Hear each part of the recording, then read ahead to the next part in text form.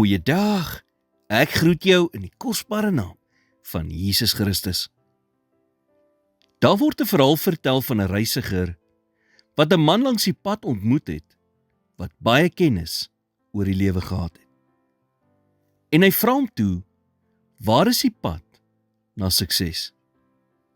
Die man het egter nie 'n woord teruggeantwoord nie, maar het net na 'n plek in die verte gewys. Opgewonde oor die vooruitsig van vinnige en maklike sukses, het die reisiger in die rigting begin hardloop, waarna die man gewys het. En ewe skielik het hy gestruikel en plat neergeslaan. Gekneus en verstom, het hy teruggegaan na die man toe, omdat hy aangeneem het dat hy die boodskap dalk verkeerd geïnterpreteer het. Hy het sy vraag herhaal, en weer het die man stil in dieselfde rigting gewys. So die reisiger weer weggestap.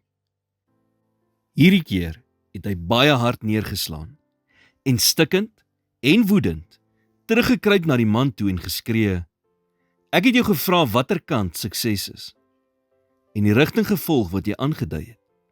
En al wat elke keer gebeur het, was dat ek geval en neergeslaan het. Eers toe het die man gepraat. Sukses is in daardie rigting. Dis net 'n bietjie verder as die plek waar jy die heeltyd geval het. Die feit is, ons almal het al plat neergeslaan in hierdie lewe. Daar is net nie 'n manier om dit te vermy nie. Maar dit is wat ons doen nadat ons geval het, wat die verskil maak. Jy sien, volharding wen altyd. Die Bybel sê in Hebreërs 12 vers 1, laat ons ook elke las aflê en die sonde wat ons so maklik omring, en met volharding die wedloop loop wat voor ons lê. Niks wat die moeite werd is in hierdie lewe kom maklik nie. 'n Halwe poging lewer nie halwe resultate nie. Dit lewer geen resultate nie.